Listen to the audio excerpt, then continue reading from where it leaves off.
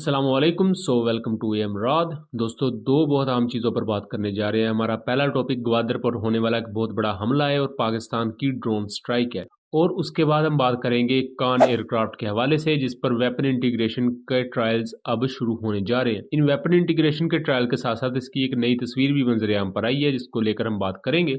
लेकिन सबसे पहले अगर हम ग्वादर में होने वाले बहुत बड़े हमले की बात करें, जो ग्वादर डेवलपमेंट अथॉरिटी कॉम्प्लेक्स है, उस इमारत पर बलोच लिबरेशन आर्मी BLA, जो एक टेरर ऑर्गेनाइजेशन है, उनके फाइटर्स ने हमला किया 20 मार्च को। उसकी बहुत सी तस्वीर वगैरह भी मंजर आम पर आई और वहां जब स्कर्मिश हो रही थी, अटैक वगैरह हो रहे थे, उसकी वीडियोस वगैरह भी मंजर आम पर आई। दोस्तों, इस अटैक का मैं ओवरव्यू थोड़ा सा आपको बता दूं तो यहाँ GDA कॉम्प्लेक्स ना सिर्फ ग्वादर की पूरी पोर्ट के लिए बहुत ज़्यादा अहम था, बल्कि इससे रिलेटेड बहुत से एसोसिएटेड प्रोजेक्ट्स भी थे। और इसी के करीब लगता है ग्वादर इंटरनेशनल एयरपोर्ट, जो कि अभी अपनी कंस्ट्रक्शन फेज में है। दोस्तों, ग्वादर बहुत ज़्यादा अहम एरिया पाकिस्तान के इस वजह से है बिकॉज आने वाले वक्त में शायद कराची को भी एक इकोनॉमिक हब के तौर पर रिप्लेस कर सकता है पाकिस्तान के लिए। और यहाँ चूंकि ये BRI के साथ कनेक्टेड है, बेल्ट एंड रोड इनिशिएटिव के साथ, और उसी की आगे एक ऑफशूट निकलती है CPEC, तो पाकिस्तान की इकोनॉमी के लिए ये एरिया बहुत ज़्यादा अच्छा है और बहुत ज़्यादा आप मेन पॉइंट से समझ लें पाकिस्तानी इकोनॉमी का फ्यूचर के लिए। तो अगर इन एरियाज में कोई भी ऐसा टेरर इंसिडेंट होता है तो उसके इम्प्लीकेशंस ओवरऑल पूरी दुनिया में जाएंगे और पाकिस्तान की बदनामी तो ऑब्वियसली होगी। तो होता कुछ यूं है कि 8 BLA के टेररिस्ट यहाँ हमला करते हैं GDA कॉम्प्लेक्स पर। बट खुशकिस्मती की बात यह है कि पाकिस्तानी सिक्योरिटी फोर्सेस के हाथों ये 8 के 8 मारे जाते हैं। इन तमाम 8 दहशतगर्दों की लाशों की तस्वीर भी सोशल मीडिया पर मौजूद है। मैं उन्हें अपनी वीडियोस में नहीं दिखा सकता, उसकी वजह यूट्यूब की पॉलिसीज है। बहरहाल मैं लिंक आपको दे दूंगा, उस लिंक में नीचे रिप्लाईज में जाएंगे तो आपको इन टेररिस्ट की लाशों की तस्वीर मिल जाएंगी। यहाँ सबसे अहम चीज ये है कि 8 के 8 की दहशतगर्द हमले से पहले ही तकरीबन मारे गए, यानी कि GDA कॉम्प्लेक्स में कोई बड़ा नुकसान नहीं होने दिया गया सिक्योरिटी फोर्सेस की तरफ से। और उन्होंने कमाल बहादुरी से इस पूरे के पूरे वेल कोऑर्डिनेटेड अटैक को रिपल्स किया। ना सिर्फ रिपल्स किया बल्कि कामयाबी के साथ उन टेररिस्ट को भी मारा। दूसरी तरफ 2 पाकिस्तान सिक्योरिटी फोर्सेस के सोल्जर्स भी शहीद हुए इस पूरी की पूरी स्कर्मिश में। अगर हम इन टेररिस्ट की लाशों का जरा एनालिसिस करें तो इनके पास दोस्तों M16 राइफल्स हैं। ये अमेरिकी साख्ता M16 राइफल्स इनके पास कहां से आई, तो ये एक बहुत बड़ा मुअम्मा है। इसके बारे में आपको बहुत से लोग बहुत कुछ कहते हुए मिलेंगे। हर बंदे का एक अपना अपना सब्जेक्टिव व्यू है, बट असलियत क्या है वो शायद खुदा ही बेहतर जानता है। उसकी वजूहात कुछ यूं है कि अफगानिस्तान में होने वाली बहुत सी इंटरनल पॉलिटिक्स और पाकिस्तान और अफगानिस्तान के दरमियान जो हिली एरियाज हैं और वहां से होने वाली एक अनकन्वेंशनल किस्म की जो तिजारत है, वो इन चीजों का ट्रेस लगाना, इन चीजों का पता लगाना और मुश्किल बना देती है। क्योंकि ये जो अमेरिकी हथियार थे, American M16 rifles, M4 carbine rifles, ये अमेरिका छोड़ के गया था अफगानिस्तान में। $70 बिलियन के अराउंड ये पूरे का पूरा असला था। इनमें हमवी जीप्स वगैरह और बहुत कुछ है। तो $70 बिलियन इंडिया का एक पूरे साल का बजट होता है और इतना असला अमेरिका अफगानिस्तान में छोड़ के गया था। अब वो जो राइफल्स है M16 राइफल्स, वो TTP भी यूज कर रही होती है, वो BLA जैसी जो टेरर ऑर्गेनाइजेशंस है वो भी यूज कर रही होती है। और वो यूज किस लिए हो रहा होता है? इन मुख्तलिफ जो पाकिस्तान के स्ट्रेटेजिक पॉइंट्स हैं उन पर हमले करने के लिए। ना सिर्फ पाकिस्तान पर, 2023 में ईरान के साथ हिलमंद के एरिया में बहुत बड़े क्लैशेस हुए थे ईरान और तालिबान के दरमियान, और बाद में फिर उनमें चीजें थोड़ी सी काम डाउन हुई थी।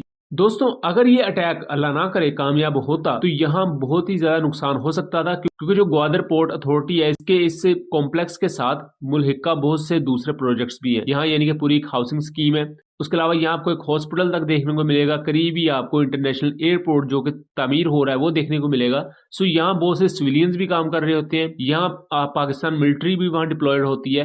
तो यहाँ कोई बड़ा खुदा न खास्ता वाकया हो सकता था, जितना वेल कोऑर्डिनेट इन्होंने एक अटैक किया था, बट उसे रिपल्स करना और ऑन टाइम रिपल्स करना, तो ये पाकिस्तान आर्मी की अलर्टनेस की एक बहुत ही आला मिसाल है। उसके साथ साथ 21 मार्च की सुबह को ही तकरीबन फजर के वक्त ही पाकिस्तान ने एक ड्रोन अटैक भी किया टांगी के एरिया में। यहाँ एक बुनियादी तौर पर TTP का टेररिस्ट कंपाउंड था, जो वो एक घर में मैसूर थे, इस वक्त कोई प्लानिंग कर रहे थे, और वहां पाकिस्तान ने एक ड्रोन स्ट्राइक कंडक्ट की है। कहा जा रहा है कि 6 टेररिस्ट इस अटैक में मारे गए हैं TTP के, और यहाँ वो प्लानिंग बेसिकली आने वाले वक्त में एक बड़े अटैक की कर रहे थे। सो यहाँ जब इंटेलिजेंस मालूमात आती हैं तो उसी वक्त उनको इंटरसेप्ट किया जाता है और अपने UCAV की मदद से, यानी कि अनमैन्ड कॉम्बैट एरियल व्हीकल की मदद से उन पर air to ground munition fire की जाती है।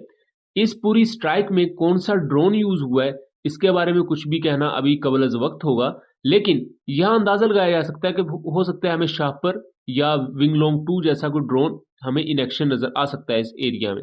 बहरहाल ये ड्रोन स्ट्राइक काफ़ी ज़्यादा अहम थी, क्योंकि पाकिस्तान में कहीं न कहीं ये क्रिटिसिज़्म ज़रूर होता है कि हम इंटेलिजेंस बेस्ड ऑपरेशन ही क्यों करते हैं? जब हमारे पास ड्रोन्स की इतनी बड़ी फ्लीट है, तो हमें इन टेररिस्ट के खिलाफ यूज़ क्यों नहीं करना चाहिए? तो उसकी भी बहरहाल बहुत सी रीज़न्स हैं, अगर आप चाहेंगे तो मैं उन पर भी आपको एक वीडियो बना दूँगा कि ड्रोन स्ट्राइक करना जितना कहने में आसान होता है, ये उतना होता नहीं है। यहाँ आपको बहुत ही ज़्यादा प्रिसिशन चाहिए, यहाँ आपको वो पर्टिकुलर टारगेट चाहिए जो डिमांड भी करता हो कि इस पर ड्रोन स्ट्राइक बनती है। लेकिन ये जो ड्रोन स्ट्राइक है, इसमें जो 6 टेररिस्ट मरे हैं, तो ऑब्वियसली जो आने वाले वक्त में इन्होंने एक बड़ा अटैक करना था, किसी भी पाकिस्तानी लोकेशन पर हो सकता था, उस अटैक को रोका गया है या वो अटैक अब अवर्ट हो गया है। दूसरी अपडेट पर आते हैं, तो कान एयरक्राफ्ट जो कि तुर्किया बना रहा है, तुर्की का एक स्टेल्थ एयरक्राफ्ट है और पाकिस्तान और अजरबैजान इस प्रोग्राम का हिस्सा है। उसमें वेपन इंटीग्रेशन के ट्रायल्स शुरू हो चुके हैं। दोस्तों, इसकी नई तस्वीर भी मंजर-ए-आम पर आई है, जिसमें यहाँ हम सोम क्रूज मिसाइल को देख सकते हैं और जो तुर्किया का एक लोकल सा जेडैम की तर्ज पर बनाया गया बॉम्ब है, हम वो देख सकते हैं। यहाँ बात की जाए तो वेपन इंटीग्रेशन टेस्ट इसकी इंटरनल बे का होगा, जो कि स्टेल्थ एयरक्राफ्ट होते हैं, ये बाहर वेपन्स नहीं कैरी करते, इनके अंदर एक इंटरनल बे होती है, उस अंदरूनी स्ट्रक्चर में ये वेपन्स कैरी करते हैं, जिसकी वजह से इनकी स्टेल्थ बरकरार रहती है, ये ज़्यादा मैनूवरेबल रहते हैं और इनकी फुर्ती और चुस्ती में भी कमी नहीं आती। जबकि 4th जनरेशन जहाज़ों में ऐसा होता है, जैसे F-16 है, JF-17 है, Su-30 इस तरह के जहाज़। तो स्टेल्थ एयरक्राफ्ट के लिए इसकी इंटरनल बे इसका एक मेन पॉइंट होता है, जहाँ जिसके इर्द-गिर्द इससे मुतल्लिका जितने भी ऑपरेशंस हैं वो घूमते हैं। यहाँ इसकी वेपन इंटीग्रेशन की बात की जाए तो सबसे अहम चीज़ इसकी एवियोनिक्स या इसके कंप्यूटर सिस्टम्स होंगे कि वो किस तरह असिस्ट करेंगे इन तमाम वेपन्स की रिलीज़ को लेकर, किस तरह इन वेपन्स को कोऑर्डिनेट करने में और किस तरह इन वेपन्स को फर्दर ऑपरेट करवाने में वो मदद करते हैं। क्योंकि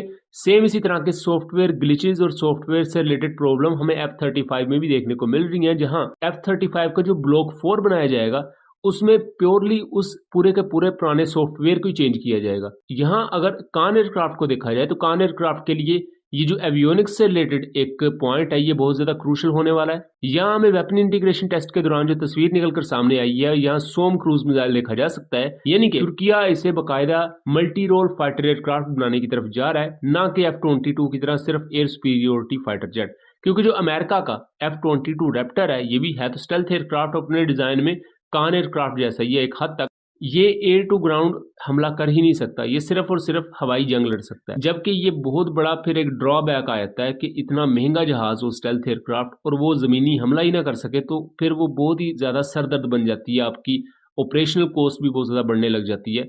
लेकिन आज के दौर की जो मॉडर्न एयर फोर्सेज हैं वो चाहती हैं कि ऐसा ना हो, यानी कि कान एयरक्राफ्ट है तो ये जमीनी हमला करने के भी काबिल हो, ये हवाई हमला करने के भी काबिल हो, यानी कि air to ground air to air weapon दोनों ही लड़ सके। उसके लिए यहाँ सोम क्रूज मिसाइल का होना वो भी काफी अच्छी चीज है, क्योंकि पाकिस्तान इसी बुनियाद पर, इसी तर्ज पर अपने राद क्रूज मिसाइल को और Taimur air launch cruise missile को भी इनमें इंटीग्रेट कर पाएगा। ऑब्वियसली इस तरह कान एयरक्राफ्ट भी न्यूक्लियर पेलोड को डिलीवर करने के काबिल होगा। सो ये था एक एनालिसिस, उम्मीद करता हूँ चीजें क्लियर रही होंगी। वीडियो पसंद आई हो तो इसे ज़्यादा से ज़्यादा शेयर कीजिएगा, ताकि इस तरह की मज़ीद इन्फॉर्मेटिव वीडियोज़ हम आपके लिए लेकर आ सकें। मिलेंगे अगली वीडियो में, तब तक के लिए अल्लाह हाफ़िज़।